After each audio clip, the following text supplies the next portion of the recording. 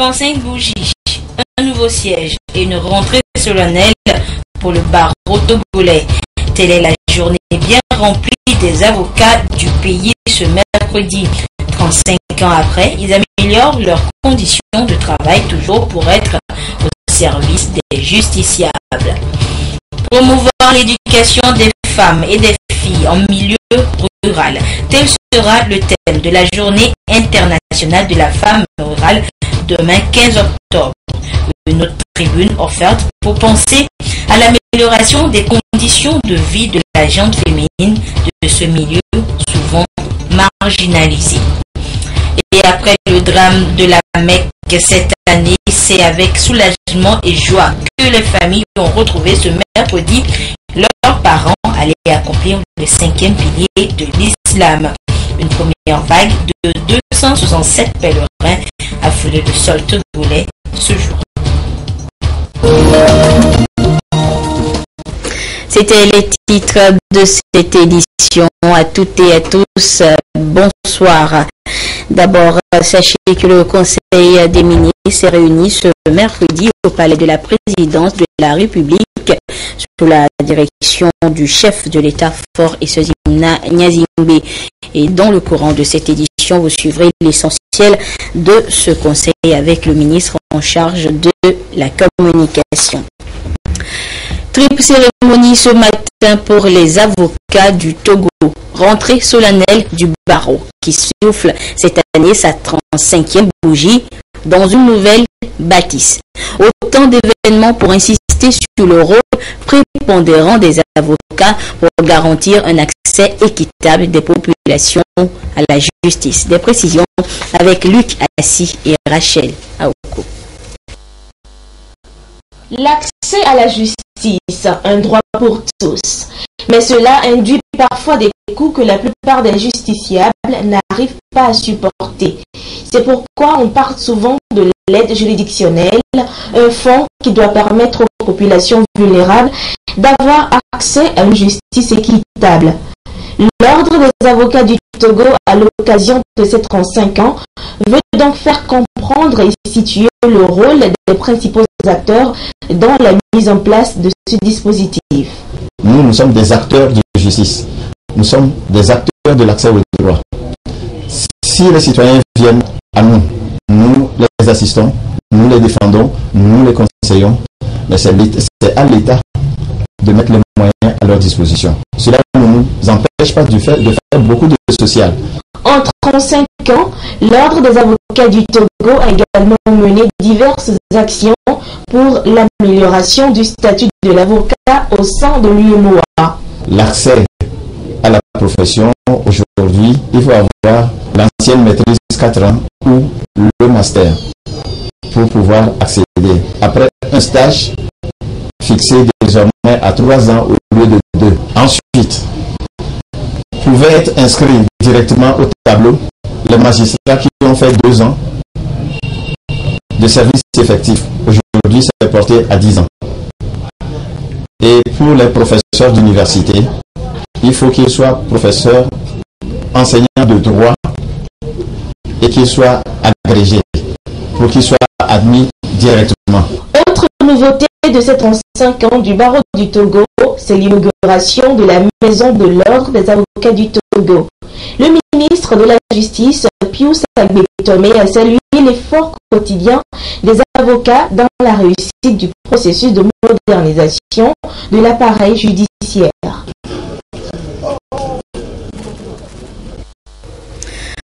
Après la validation du document cadre de la planification les 28 et 30 octobre 2014, le ministère en charge de la planification et du développement en partenariat avec le PNUD se définit un nouveau concept. Il s'agit du glossaire de la planification. C'est un document d'harmonisation en vue de faciliter la compréhension des notions telles que la planification, la programmation, la budgétisation, le suivi et les évaluations. Gérard Lagoudou et Edem Soussoupo ont parcouru le nouveau document. Voici ce qu'il contient. L'absence de planification et le manque d'appropriation des termes usuels en la matière implique une limitation des capacités nationales dans la gestion des programmes et projets de développement. Nécessité donc d'harmoniser sur le plan national la compréhension par les différents acteurs de développement des termes et concepts utilisés sur la chaîne de planification, de programmation, de budgétisation et de suivi-évaluation, d'où l'élaboration d'un glossaire. Des échanges sur ce document vont permettre d'obtenir un glossaire accessible aux différents acteurs. Ce glossaire également définit le vocabulaire des termes dans le domaine de la planification. Et on a essayé de définir ces concepts-là pour harmoniser la compréhension de ces termes-là au niveau national.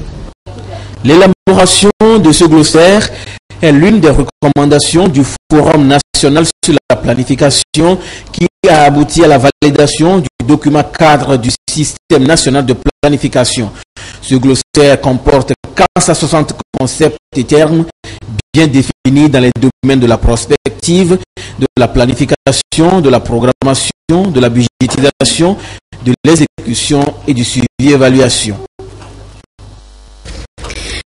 Les experts en charge de la mise en œuvre de l'accord de partenariat économique entre les pays d'Afrique de l'Ouest et de l'Union européenne sont en conclave depuis ce matin à Lomé. La rencontre a pour objectif de définir un cadre institutionnel et les structures devant régir cet accord.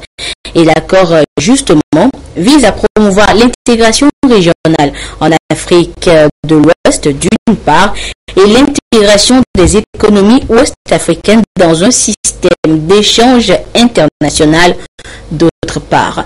Des précisions avec Augustin Kossi et Pierre Soussoupo. Pour promouvoir le secteur commercial et le développement, les pays de l'espace CEDEAO ont estimé qu'il était important de nouer un partenariat économique avec l'Union européenne. L'acte constitutif a été avalisé pour signature lors du sommet des chefs d'État et de gouvernement de la CEDEAO en juillet 2014 à Abuja. 13 pays sur 16 ont déjà signé cet accord qui comprend 2 volets: le libre-échange des produits et le financement des programmes de développement par l'Union européenne. Mais avant son opérationnalisation, directeurs généraux du commerce, conseillers en politique commerciale et représentants des commissions de la CEDEAO et de l'UEMOA sont appelés à Lomé à créer le cadre institutionnel et définir les rôles. Nous sommes là pour préparer, anticiper un peu sur la mise en œuvre de l'accord. Et donc c'est un peu le cadre institutionnel qui comporte une partie interne à nous. Comment allons-nous nous organiser en interne en tant que région pour gérer, pour profiter de cet accord? Comment nous allons défendre nos intérêts? Et une partie conjointe, nous et les Européens, qu'est-ce qu'on doit faire ensemble? Quelles sont les actions de suivi, de contrôle, d'arbitrage que nous devons entreprendre ensemble? Au Togo, divers projets ont été déjà mis en œuvre dans le programme éducatif national sur financement de l'Union européenne. Bien d'autres sont encore en cours de réalisation. Nous avons certains projets qui sont financés par l'Union européenne avec le programme éducatif national, le PIN. Et même cette année, ce PIN a été déjà adopté et il y a un certain nombre de projets à caractère national. Mais les projets à caractère sous-régional d'intégration sont ces projets-là qui sont contenus dans notre document PAPED 2015-2019. Ces projets sont dans le domaine du secteur agricole, dans le domaine des infrastructures, dans le élargie dans le domaine de la gouvernance également. Il est attendu de cette rencontre des conclusions qui vont servir de guide pour l'organisation des discussions entre l'Union européenne et les commissions de la CEDEAO et de l'UEMOA. Avant son exécution, cet accord de partenariat économique devra être ratifié par les 2/3 des parlements nationaux des pays signataires et le Parlement européen. Économie et encore la gestion budgétaire est le thème retenu pour le mercredi de l'entrepreneur de ce mois d'octobre. Ce matin, les chefs d'entreprise ont maîtrisé les outils nécessaires pour préparer, contrôler et gérer leur budget pour une meilleure santé de leur société. Dodo Waré, Robert Potogbe, Rachel Aoukou pour le compte rendu. Ils sont nombreux, chefs d'entreprise et opérateurs économiques, à être confrontés au montage budgétaire. Ils pêchent parfois par manque d'outils adaptés pour faciliter sa mise en œuvre et surtout son élaboration. La rencontre de ce jour va définir de nouvelles orientations pour ainsi relever ce défi budgétaire. Dans le cadre de la gestion des entreprises, un des aspects importants pour permettre aux entrepreneurs de se prendre en charge et de bien prendre en charge leur entreprise, c'est la planification. Et dans la planification, il y a l'aspect budgétaire qui occupe une place importante. Nous avons souhaité donc aujourd'hui, dans la formation que nous envisageons de donner aux opérateurs économiques, leur montrer un peu l'importance de cette planification budgétaire. Particuliers et promoteurs d'entreprises et jeunes entrepreneurs vont donc s'imprégner des fondamentaux de la gestion d'un budget. Nous allons développer au cours de cette formation les aspects suivants. Quels sont les préalables pour pouvoir faire un budget équilibré? Ensuite, les outils à mettre en œuvre. Comment faire les calculs pour que le budget puisse permettre de rendre compte fidèlement de la réalité présente, mais surtout de la réalité future de l'entreprise. La formation va permettre également de leur montrer comment analyser le budget et notamment les écarts qu'il peut y avoir entre les prévisions et les réalisations. La formation est assurée par la société HC chargée de coaching et de professionnalisation des entreprises togolaises. Mercredi de l'entrepreneur est initié depuis 2013 par l'ANPGF pour soutenir et promouvoir les entreprises au Togo. Nous vous avions évoqué le cas de la plage de la mairie de la ville d'Anéro, dévastée par un raz de marée le 30 septembre dernier. Eh bien, la situation a suscité l'intérêt de la Banque mondiale, dont la représentante résidente est allée constater avec le ministre en charge de l'Environnement l'étendue des dégâts pour envisager de possibles réparations. Pierre Sussupo.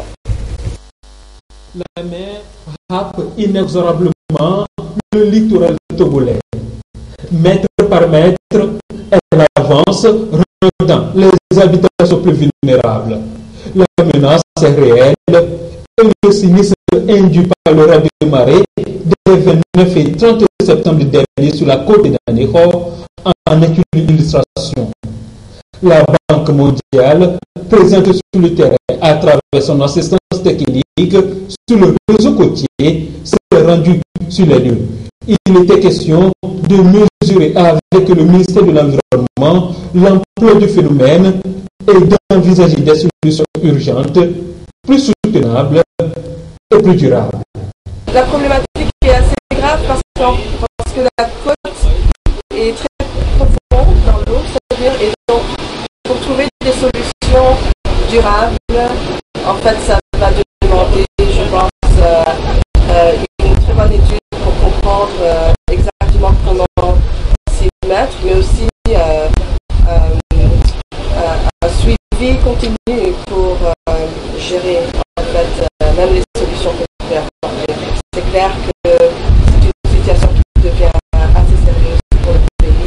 Situation assez sérieuse et qui nécessite une réponse au-delà de l'assistance technique de l'institution mondiale, puisque des efforts jusque-là semblent être anéantis par la force de Dame Nature.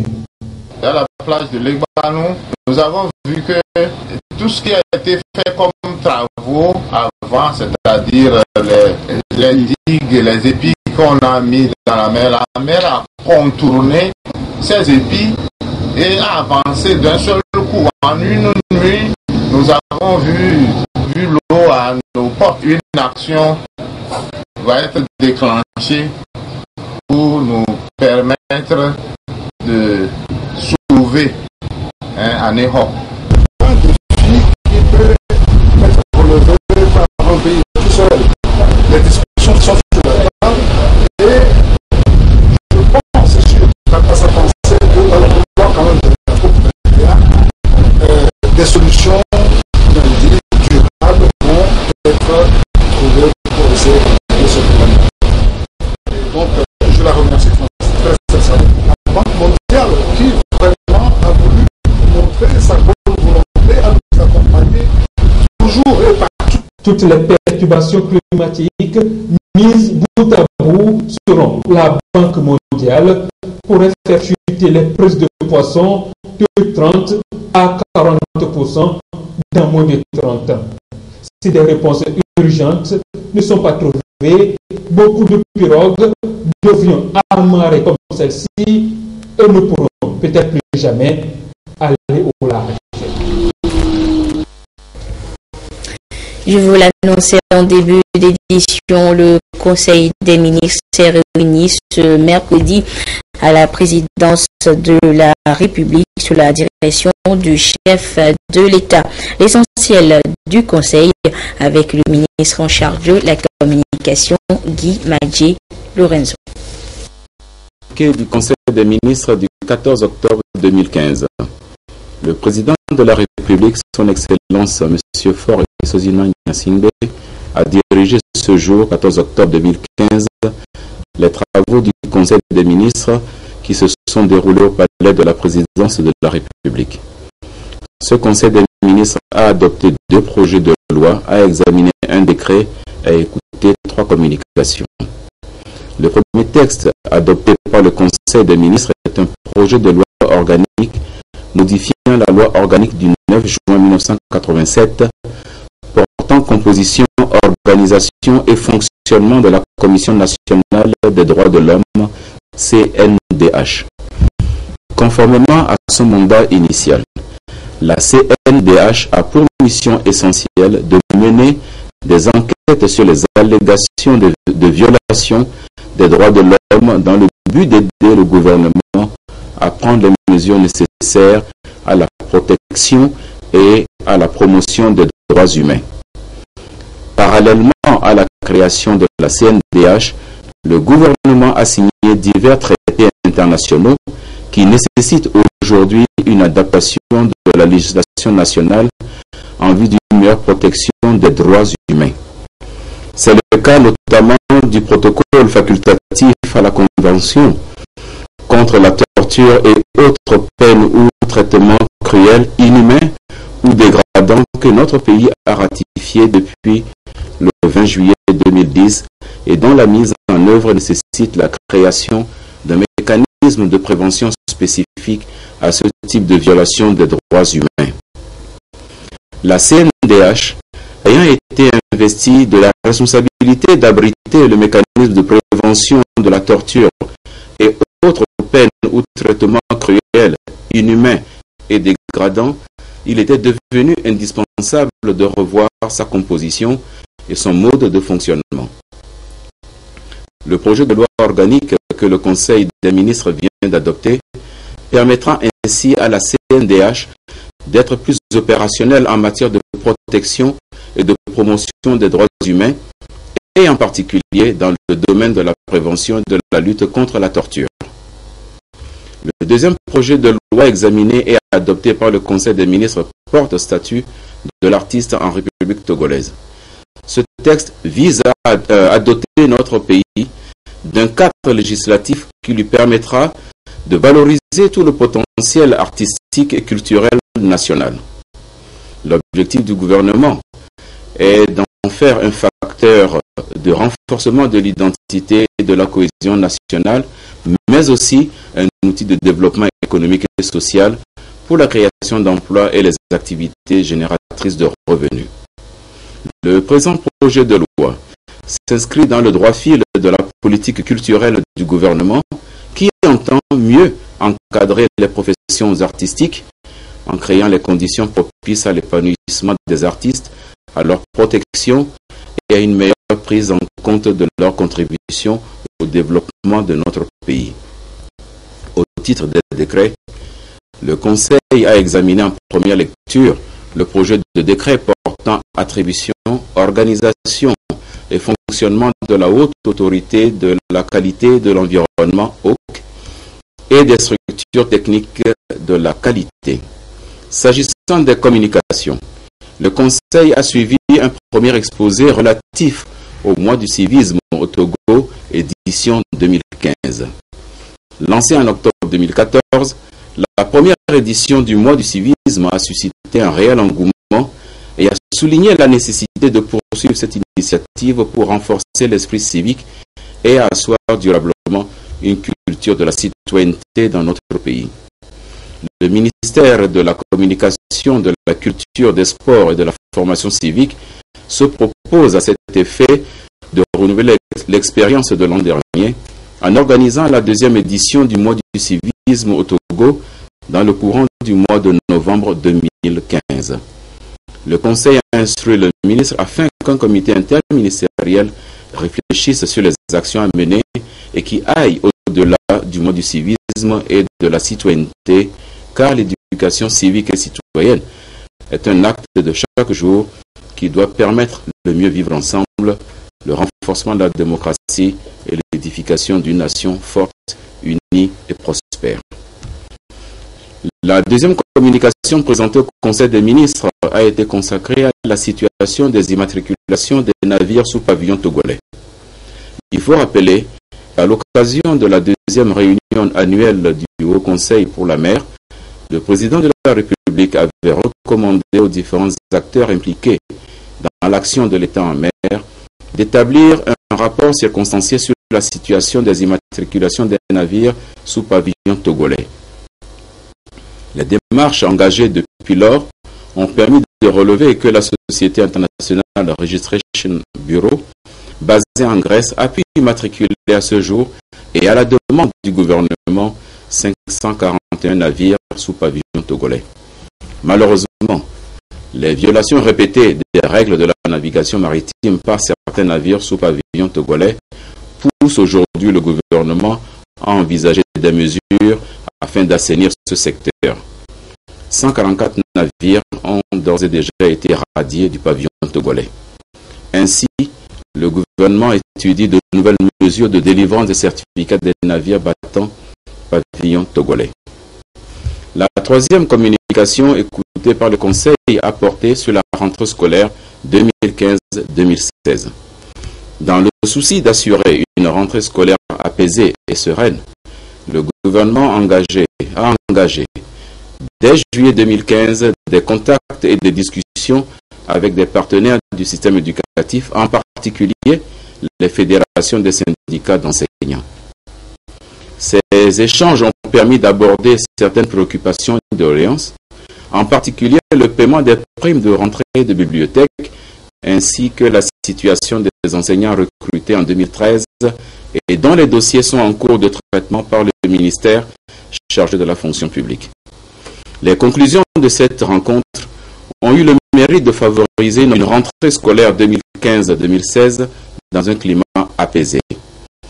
Faisant suite à cette discussion, une délégation gouvernementale comprenant les ministres chargés de la fonction publique, des enseignements primaires et secondaires, de l'enseignement technique et de la formation professionnelle, ainsi que du budget, a tenu le jeudi 8 octobre 2015 une réunion d'échange avec les fédérations des syndicats d'enseignants. À cette occasion, le gouvernement a exprimé sa satisfaction pour le bon déroulement de la rentrée scolaire et a fait part des dispositions particulières qui ont été prises pour assurer le déblocage et le paiement des primes de rentrée de bibliothèque à partir de ce 15 octobre. 3 mois d'avance sur solde seront également payés très prochainement pour les enseignants recrutés à l'issue du concours de 2013 et dont les dossiers de régularisation sont en cours de traitement.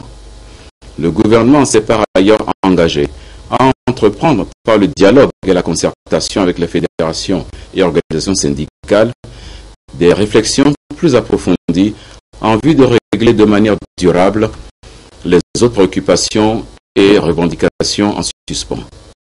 Le gouvernement tient enfin à rassurer toute la communauté éducative de son ferme engagement et de sa disponibilité à tout mettre en œuvre pour que l'année scolaire 2015-2016 se déroule dans la sérénité et la quiétude. Fait à Lomé ce 14 octobre 2015, le Conseil des ministres. La suite de cette édition à présent, demain 15 octobre, la communauté internationale planchera sur la situation de la femme rurale. Si l'on célèbre la femme en général, celle en milieu rural est toujours marginalisée.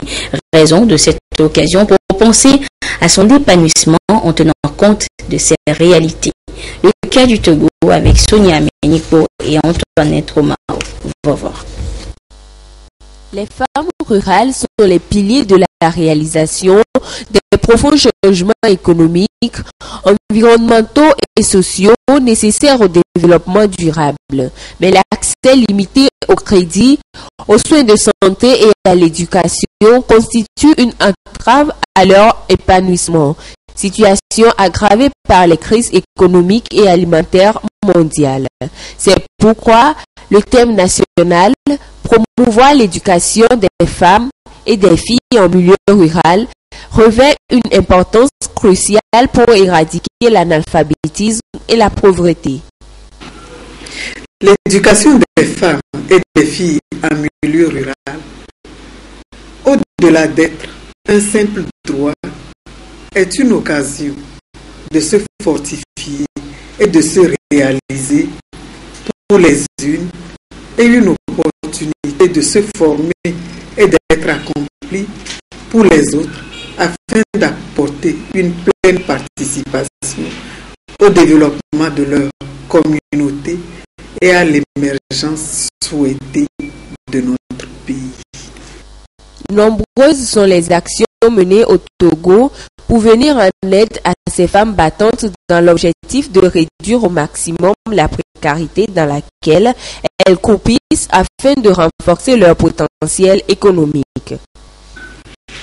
Conscient de cette réalité, plusieurs actions phares ont été engagées par le gouvernement avec le soutien de ses partenaires, de la société civile, des communautés, des femmes et des filles elles-mêmes pour accroître leur potentiel éducatif et de formation et par extension leur autonomisation. L'accès à l'éducation des filles et des femmes est un instrument puissant dans la lutte contre la pauvreté. Les femmes rurales jouent un rôle essentiel et incontournable dans les économies rurales des pays en voie de développement.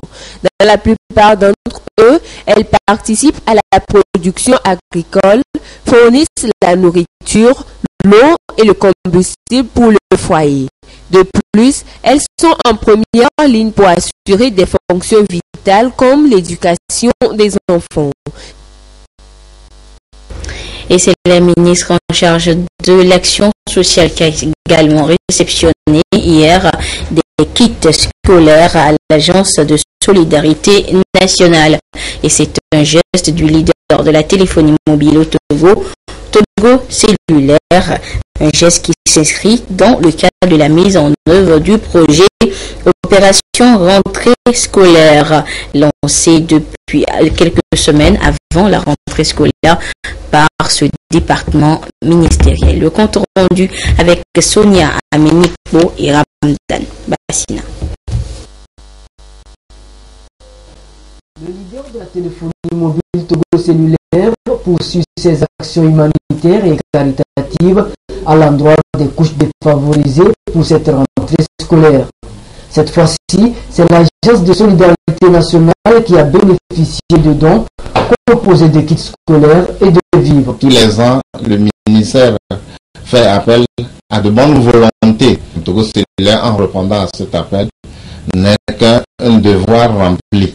Nous allons prendre notre bâton de pèlerin pour parcourir toutes les préfectures à l'intérieur du pays pour aller toucher des organisations, des ONG qui sont spécialisées dans ce domaine de soutien, d'apport inestimable aux couches défavorisées. Ce don s'inscrit dans le cadre du projet Opération Rentrée solidaire initié par le ministère de l'Action sociale. Les enfants ne sont pas pris au hasard pour leur apporter des kits scolaires. Parce que pour nous, notre défi, c'est d'apporter le maximum de soutien aux enfants vulnérables. Les périodes de la rentrée scolaire sont souvent les moments de grande préoccupation pour les parents. Et de telles actions ne sont que de grands soulagements, des gestes fortement appréciés par la ministre en charge de l'action sociale. C'est un appui qui vient nous aider à combler le gap. Aujourd'hui, nous sommes vraiment satisfaits, nous sommes très contents d'avoir reçu ce don parce que cela va nous permettre d'élargir le nombre de bénéficiaires. L'opération Rentrée solidaire a démarré en septembre dernier. Elle a permis de distribuer 8261 kits scolaires contre les besoins réels estimés à 18 848 kits. Cette action de Togo Cellulaire contribuera à atteindre bon nombre d'enfants qui sont dans l'attente. Et ce communiqué pour poursuivre cette édition dans le cadre du volet stage d'excellence du programme Vacances utiles et citoyennes, le ministère du Développement à la base de l'artisanat, de la jeunesse et de l'emploi des jeunes a négocié et obtenu auprès d'une entreprise de la place 175 postes de stage bénévoles dans divers domaines. À cet effet, la ministre informe les jeunes diplômés des années académiques 2013, 2014 et 2014-2015 désireux de bénéficier de ces stages de se mettre en rapport avec la direction de l'emploi des jeunes. C'est dans la cité OUA en face du ministère de la Défense au plus tard le vendredi 16 octobre 2015 à 17h. Pour toute information complémentaire, contactez le 92 38 45 et 80. Se munir des pièces suivantes: une copie de l'acte de naissance, une copie du certificat de nationalité, un curriculum vitae, une copie du diplôme ou de l'attestation de fin de formation. Les postes de stage disponibles sont à consulter dans le quotidien et Togo Presse. L'actualité hors du Togo est marquée ce mercredi par ce deuil du côté de Bénin. L'ancien président Mathieu Kérékou est décédé ce mercredi à l'âge de 82 ans. Et le chef d'État actuel, Yahi Bouni, a décrété un deuil national d'une semaine. En Guinée, les premiers résultats de la présidentielle n'ont pas encore été publiés, mais des tensions s'expriment déjà. 7 candidats de l'opposition demandent l'annulation du scrutin. Leurs partisans ont manifesté hier mardi, ce qui a donné lieu à quelques affrontements avec les forces de l'ordre. Et toujours dans l'actualité électorale, notez qu'au Burkina Faso, une date a été trouvée pour la présidentielle et les législatives. Il s'agit du 29 novembre prochain. Une information révélée par 2 candidats est confirmé ce mercredi à l'issue du Conseil des ministres. En page nationale, un ouvrage collectif sur le thème d'ethnicité, crise sociopolitique et réconciliation nationale au Togo est en cours d'élaboration. Le projet a été lancé officiellement ce matin du côté de l'Université de Lomé et c'est une initiative du Centre d'études et de recherche sur les organisations, la communication et l'éducation pour ainsi contribuer au processus de réconciliation en cours dans notre pays. Le compte rendu avec Sonia Amenico et Esther Laclé. L'instrumentalisation de la notion d'ethnicité, la crise de confiance entre les citoyens due aux événements sociopolitiques qu'a connu le Togo, ce sont là quelques raisons qui ont sous-tendu l'élaboration d'un ouvrage collectif assorti de recommandations sur le thème ethnicité, crise sociopolitique et processus de réconciliation nationale au Togo. Il est question de renforcer ce processus de réconciliation en cours au Togo. Le projet est donc présenté ici aux différents acteurs impliqués dans le processus. À l'heure où le Togo activement met les moyens pour assurer ou pour œuvrer à la cohésion sociale, à l'unité nationale, il était important que les universitaires apportent un regard scientifique, un regard critique sur ce phénomène, ce problème, notamment sur les composantes de la communauté, mais également sur les différents conflits qui minent la société, voir les causes et surtout réfléchir aux solutions, aux approches de solutions en regardant les bonnes pratiques qui ont permis par exemple la gestion de ces crises-là pour proposer des modèles devant nous aider à améliorer notre vivre ensemble, à construire la nation togolaise. L'initiative a reçu l'appui de plusieurs institutions dont le Haut Commissariat à la réconciliation et au renforcement de l'unité nationale HCRUN.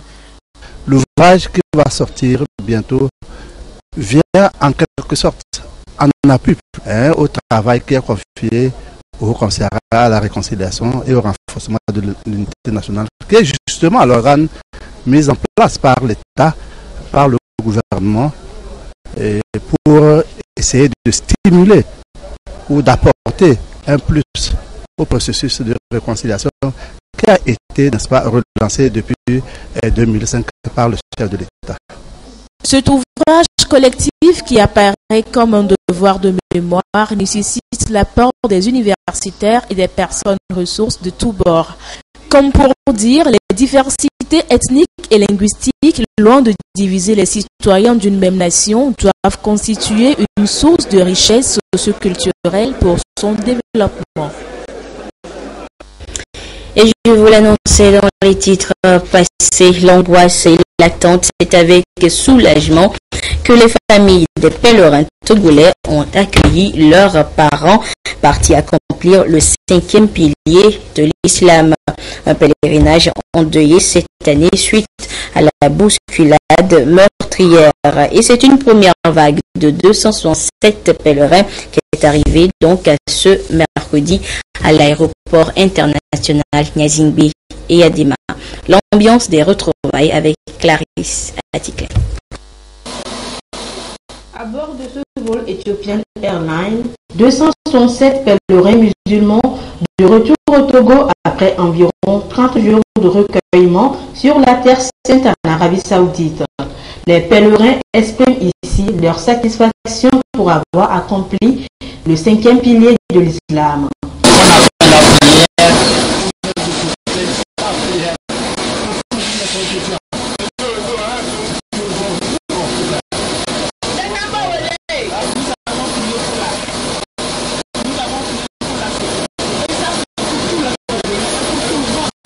Ce sont des moments d'intense prière où ils se sont davantage rapprochés d'Allah le très miséricordieux, renforçant ainsi leur foi.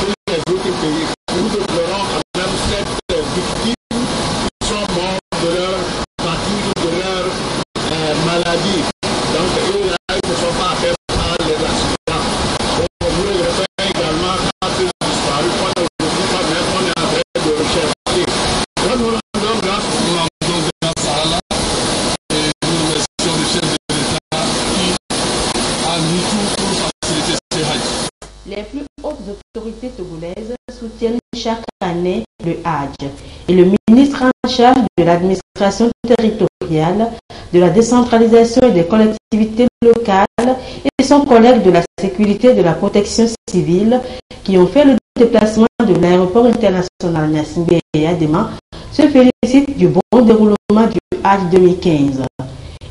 Ils rendent grâce à Dieu qu'aucun compatriote togolais n'ait trouvé la mort dans la bousculade qui a fait de nombreuses victimes durant ce Hajj lors du rituel de lapidation de Satan.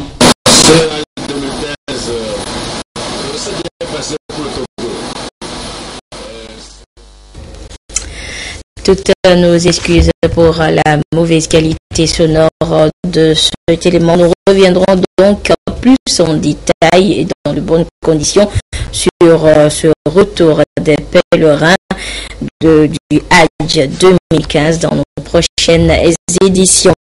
Et ce communiqué de la CET pour finir, la Direction générale de la compagnie énergie électrique du Togo CET informe son aimable clientèle que son fournisseur, la communauté électrique du Bénin CEB, a programmé le vendredi 16 et le samedi 17 octobre 2015 de 8h à 16h des travaux de maintenance sur ces ouvrages électriques. À cet effet, la fourniture du courant électrique connaîtra des perturbations à Anéro, Enfouin, Vaughan, Akumape, Haoto et Lomé, Togoville, Fiata, John de Kondi, Ganave, Fiokondi, Aklakou, AVV, Atoeta, Zalive, Zoula, Agbanakin et Djeta pendant les travaux. La CET recommande que les appareils soient débranchés et ne soient remis en service qu'après le retour de l'électricité. La direction générale de la CET présente ses excuses aux clients des zones concernées par le désagrément et les remercie pour leur compréhension. Et c'est sur ce communiqué que se referme cette édition. Merci à vous qui l'avez suivi ou que vous soyez grâce à la télévision togolaise. Excellente suite de nos programmes. Au revoir.